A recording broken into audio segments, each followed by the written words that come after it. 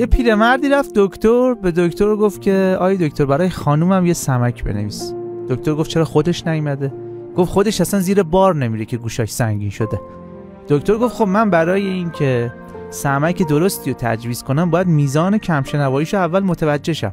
پس شما یه کاری کن، برو خونه از فواصل مختلف ازش یه سوال بپرس، ببین تو چه فاصله‌ای سوال تو رو درست متوجه میشه و میشنوه.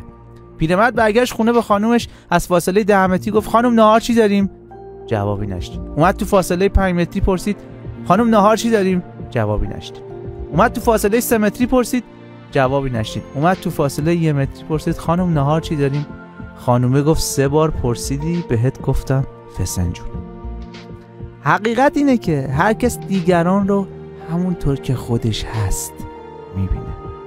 انسان‌های صادق حرف همه رو باور میکنن چون به صداقت کسی شک نداره. انسان‌های دروغگو حرف هیچ کس رو باور نمیکنن و فکر میکنن همه دارن دروغ میگن.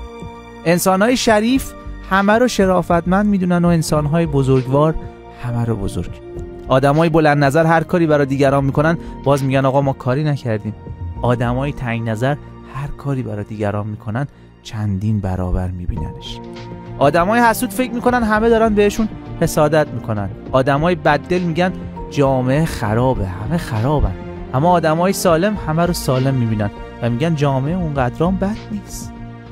ببین اکثریت آدما تو نظر تو چه شکلی هن؟ درون تو هم همون شکلیه.